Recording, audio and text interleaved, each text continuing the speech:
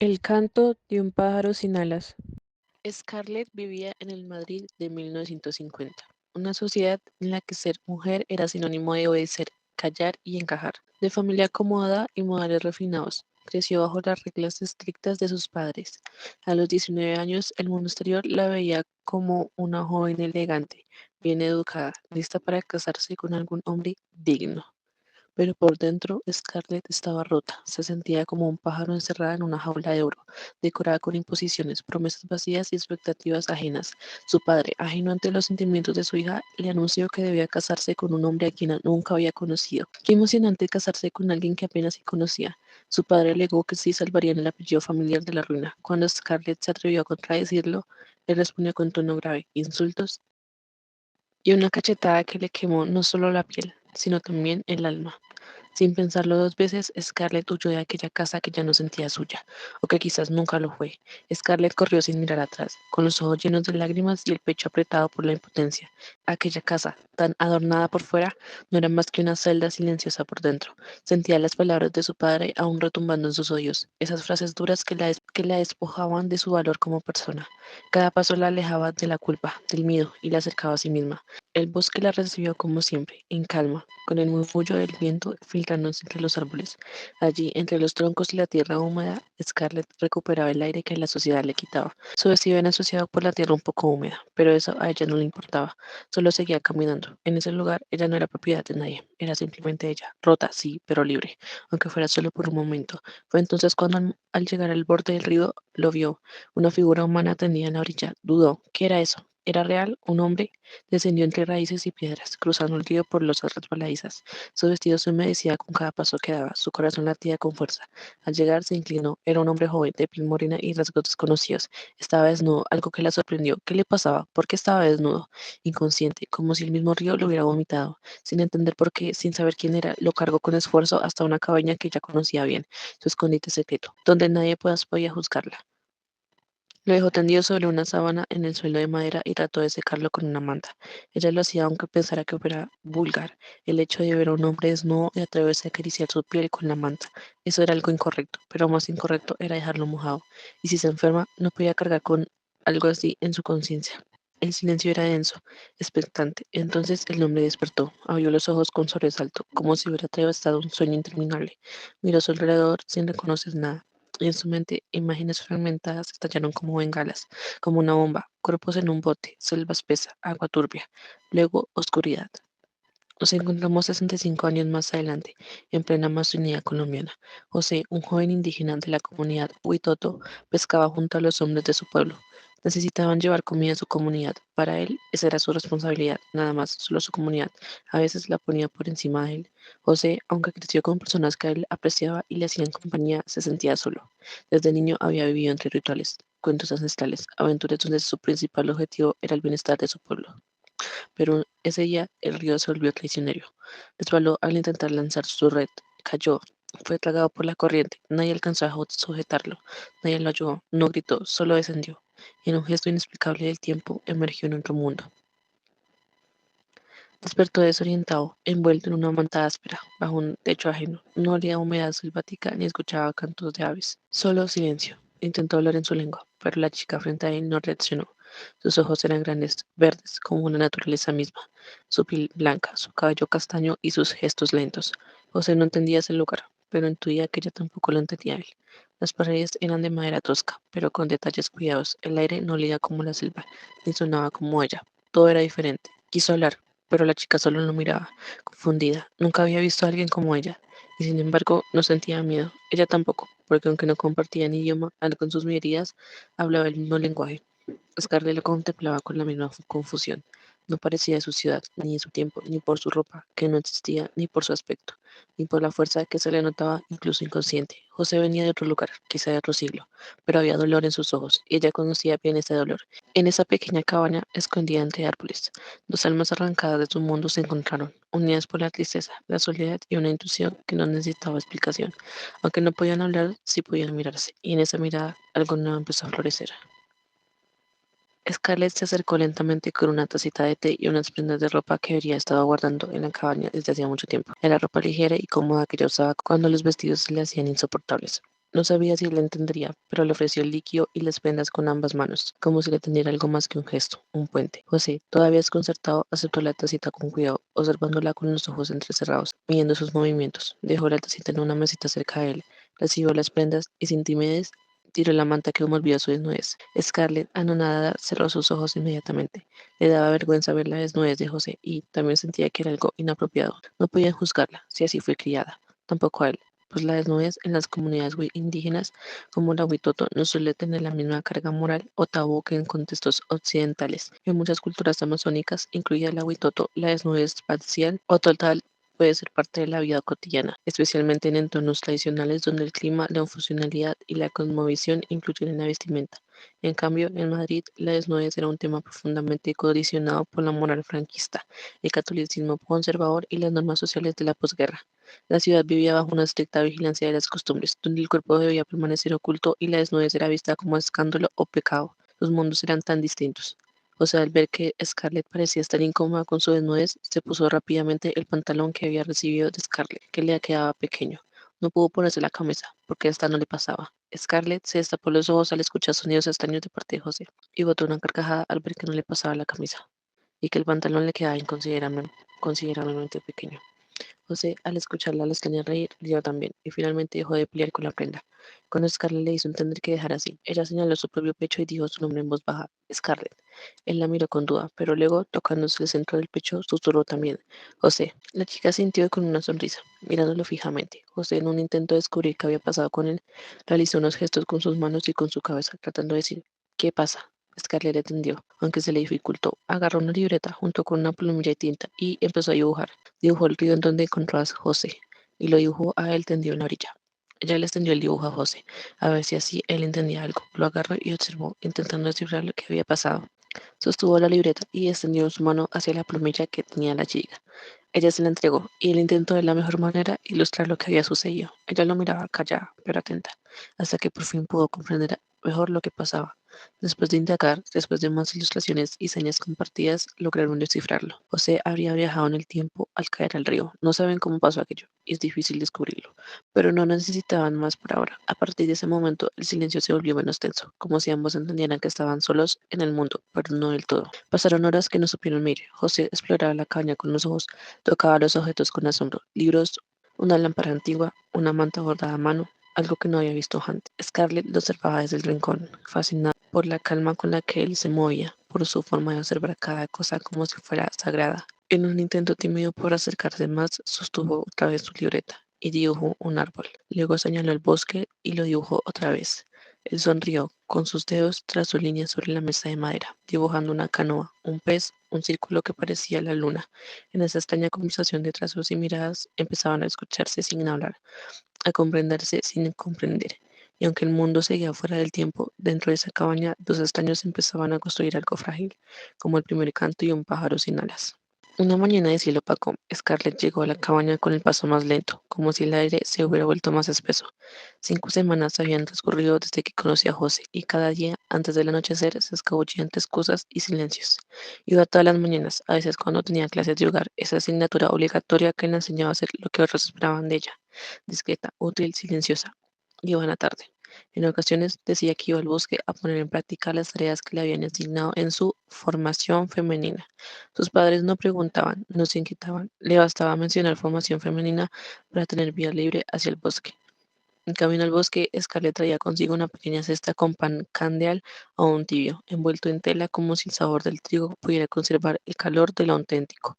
Ese pan de miga prieta y blanca, horneado en casa, era más que alimento, era símbolo de lo que se conserva en medio de lo que se impone. Junto al pan llevaba una flor seca, robada del jardín de su madre, como si fuera un secreto que solo florece en libertad. También llevaba una libreta escondida entre sus vestidos. En sus páginas había dibujos hechos con plumilla, tinta, lápiz. Habían alas, árboles, rostros inacabados. Era su diario oculto, su testimonio de lo que no podía decir en voz alta. José la esperaba bajo el alero de la cabaña, descalzo y sereno, tallando algo con la hoja de un cuchillo pequeño sobre madera. Ese alero no solo protegía del agua, sino también del mundo. Cuando ella se acercó, sin palabras, él extendió la figura que había creado, un pájaro con las alas abiertas, tosco pero vivo. Scarlett lo tomó con manos temblorosas. No solo era un obsequio, era un una confesión tallada en silencio. Se sentaron juntos en la entrada y por primera vez apoyó su cabeza sobre su hombro. Era un gesto simple, pero sagrado, como si el contacto fuera un rezo sin palabra.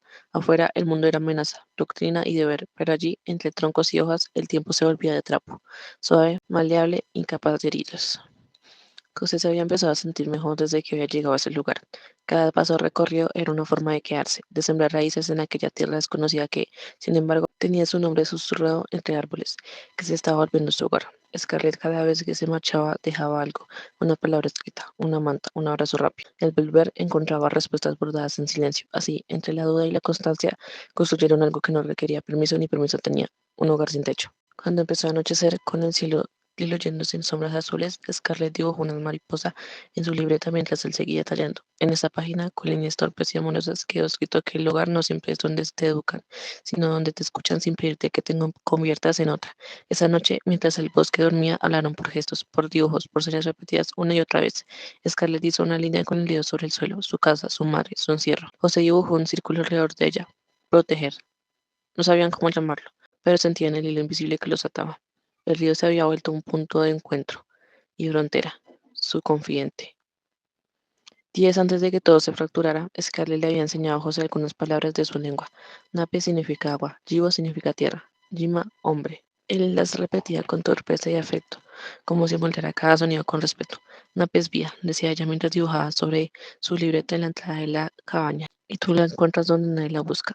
Aquella tarde encendieron una fogata frente al alero. La llama era pequeña pero firme, como el vínculo que habían construido. José le dibujó en la palma un círculo y dijo, Urue, porque juntos eran nuevos, intactos, libres como unos niños. Pero cuando el fuego alcanzó su forma más viva, los pasos rompieron la calma. El padre de Scarlett, con el ceño endurecido y las manos cerradas, había seguido el rastro de su ausencia.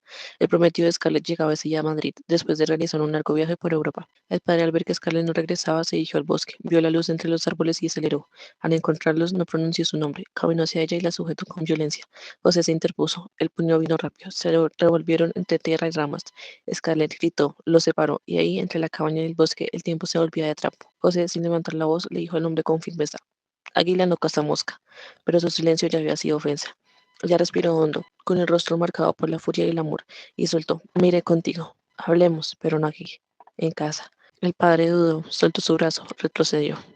Tu prometido viene a verte. Vámonos ahora mismo, pronunció el padre de Scarlett mirando de reojo a José.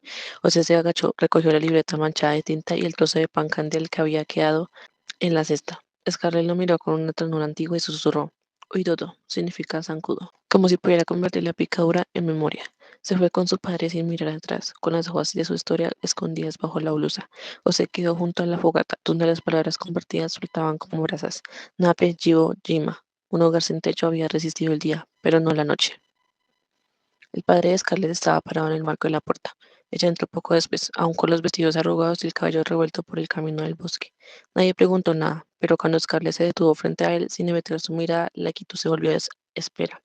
No me arrastraron hasta la cabaña. Yo fui, dijo. El padre le observó con dureza, los nudillos apoyados sobre el marco como si quisiera contenerlos. Ese bastardo se aprovechó de ti. No, José me escuchó, me miró sin querer corregirme, defendió algo que tú no quisiste preguntar. El padre apretó la mandíbula. No entiendo qué viste ahí. Es un pobre infeliz. No tiene futuro. Scarlett se sentó en la cama frente a él sin bajar la voz. Vi que soy más que tu apellido, vi que soy chivo, tierra, y que puedo sembrarme donde me escuchen. Vi que no soy un objeto al que ustedes pueden manipular. Él tragó saliva sin querer mostrar debilidad. No es así como se construye una vida. Vas a quedar en la ruina si sigues con esos pensamientos. Nadie va a querer casarse contigo. Tampoco lo es usando los puños frente a la libertad. No necesito de un hombre para prosperar. El silencio cayó de nuevo, pero esta vez no era castigo, era duda. El padre se enderezó, dispuesto a irse. ¿Y qué quieres hacer ahora? Pensar. En casa, sin imposiciones. Él la sintió apenas, como quien no sabe si se es perder. No vuelvas a verlo. Te lo prohibido. Joder. Scarlett lo miró fijo. No me pidas eso si no estás dispuesto a conocerme. Él salió sin responder. Ella se quedó en su habitación. En el salón, su madre acomodaba flores en un jarrón, como si la estética pudiera callar el ruido de lo inevitable. Él estaba por llegar, el prometido, elegido por conveniencia, por apellido, por vínculos que jamás fueron suyos. Escalera apretaba una hoja arrancada de su libreta. Había escrito Givo, tierra, y dibujado el contorno de la cabaña. Quería recordar que había pisado otro suelo, uno donde el tiempo no estaba hecho de deberes. Su padre cruzó la puerta y le ordenó que se alisara, que dejara los dibujos, que no hiciera más gestos raros. Actuaba como una mujer decente, dijo. No era solo una exigencia moral, era un imperativo social. Ser callada, presentable, útil. No importaba lo que pensara o sintiera, sino cómo encajara en el molde. Scarlett no respondió, murmuró para sí. Águila no caza mosca. La frase era su escudo, un legado que había aprendido en el bosque, lejos de las paredes que querían domesticarla. El prometido llegó con un ramo en la mano y una sonrisa que no tocaba su mirada. La conversación transcurrió entre frases hechas y silencios estratégicos. Scarlett respondía con monosílabos, como si cada palabra le costara un pedazo de sí misma. Su madre la observaba con ansiedad, deseando que todo volviera a su cauce, como si el bosque hubiera sido una fiebre y no una transformación. Al preguntar por, sin- Al preguntar por sus intereses, él recibió una respuesta que no esperaba. Aprendí algunas palabras de la lengua huitoto. ¿Qué es eso? ¿Y para qué te sirve? No necesitas eso. Tu único deber es servirle al hombre, respondió con una risa suave más de suficiencia que de humor. Scarlett alzó la vista, sin temblar, para recordar que no todo lo que importa se aprende en casa, y para saber que mi voz existe, incluso cuando intentan callarla. Su madre tensó las manos sobre el regazo. El padre carraspeó, incómodo, pero la grieta ya se había abierto. No era solo una respuesta, era una posición. El prometido intentó suavizar el momento con otra frase decorativa, pero Scarlett no lo dejó avanzar. No soy un jarrón que se acomoda, dijo. Soy tierra, soy giro, y las raíces no se atan con un apellido. El silencio que siguió fue incómodo. El prometido se fue de la propiedad, avisando que el día siguiente se iba a anunciar el compromiso. La familia se fue a descansar, pero Scarlett no pudo dormir, ya que solo pensaba en José, en su vida, en su libertad. Al amanecer, antes de que el resto de la casa despertara, Scarlett entró en la cocina buscando agua. Su madre ya estaba allí, de pie frente a la estufa, removiendo el café como si la rutina pudiera suavizar lo que había visto el día anterior. Durante un rato no hablaron, el vapor subía lento, casi pensativo. Finalmente, su madre habló sin mirarla. Cuando me casé, también sabía palabras que nunca dije. Scarlett se detuvo. Le pareció que esa frase contenía más historia que el álbum familiar. Se acercó con cuidado y preguntó: ¿Y les olvidaste? La madre soltó una risa breve, sin alegría. No, pero aprendí a decirles en voz baja, porque aquí ser decente no es callar una parte de ti, es aprender a esconderla. Scarlett dejó el vaso sobre la mesa y se sentó. Sus manos estaban frías. Yo ya no quiero esconderme. Su madre bajó la mirada, como si esa confesión le abriera una grieta también a ella. Entre los dos silencios se cruzó una palabra nueva: respeto. Más tarde, antes del desayuno formal, la madre entró al cuarto de Scarlett sin tocar. Sobre la cama, la libreta estaba abierta, con Jima y Nap escritos con delicadeza. Ella lo miró sin juicio. Luego sacó de su bolsillo una tela antigua, bordada a mano, y la dejó sobre la libreta. Esto me lo hice antes de casarme. Nunca lo usé. Scarlett la tomó como si fuera un mapa. En el centro del bordado había una figura parecida a una raíz. No dijeron más, pero antes de salir, la madre giró y dijo: no todos los hombres saltan, algunos también se rompen por dentro. Esta frase flotó en la habitación como una brasa encendida. Scarlett cerró la libreta despacio y guardó la tela entre sus vestidos. Afuera, el sonido era de la vajilla y los pasos anunciaban otro día de reglas, pero ahora sabía que su madre también guardaba bosque dentro, solo que lo había cubierto con flores y rutina. Cuando el brindis comenzó y el prometido elevó su copa para anunciar formalmente el compromiso y agradeció el honor de unirse a una mujer educada y preparada para servir con devoción, Scarlett caminó del centro del salón. Nadie la llamó, nadie la detuvo. No acepto este compromiso, dijo. Las copas temblaron. No vine al mundo a servirle al hombre, vine a aprender, a enseñar, a sembrar. Y eso no se hace desde una vitrina. Su padre se levantó, como si el suelo fallara. Su madre cerró los ojos. El prometido sonrió por reflejo, pero no entendía. Soy vivo, soy tierra. Mis raíces no caben en ese molde. Su padre la tomó del brazo con fuerza disimulada, como quien asegura que el trofeo no huya. Quédate quieta, le dijo en voz baja. No hagas un espectáculo. Scarlett lo miró a los ojos y luego a su madre, que asentía con una sonrisa pálida. En ese momento supo que no podía quedarse. Se soltó de golpe, derribando una copa con el movimiento, y corrió hacia la puerta principal. El par reaccionó de inmediato. Scarlett gritó: ¡Joder, detente! La madre tropezó al intentar seguirla, pero ella ya atravesaba la calle con el vestido recogido, la libreta contra el pecho y las lágrimas como látigo. Nadie la alcanzó. Corrió por las veredas como si el pavimento quemara. Cruzó los arbustos donde comenzaba el bosque y no se detuvo hasta que el sonido del río empezó a filtrarse entre las hojas. José estaba pescando, sumergido hasta los tobillos, canturreando una melodía breve en huitoto mientras intentaba memorizar nuevas palabras de español que Scarlett le había escrito días antes. Manos, camino, espera. Cuando la vio aparecer entre ramas, jadeante y descalza, dejó caer la red y caminó hacia ella sin decir nada. Scarlett lo abrazó con todo el cuerpo, como quien se aferra a lo que aún le pertenece. Me fui, susurró. Me fui para quedarme contigo. José acarició su cabello y en voz baja respondió en su lengua. No apellido. Agua y tierra. Estamos completos. Ella sonrió temblando, tomó su libreta y escribió sobre una hoja nueva. Huidomo, salir juntos. La mostró. Escapamos, pero no por miedo, sino por elección. José la miró largo. Luego, en español, torpe pero claro, dijo, sí, contigo. Libertad. El río siguió corriendo. La red flotó río abajo. Y ellos, como dos raíces entrelazadas, escaparon por el río en una canoa construida con madera del mismo río que los había unido.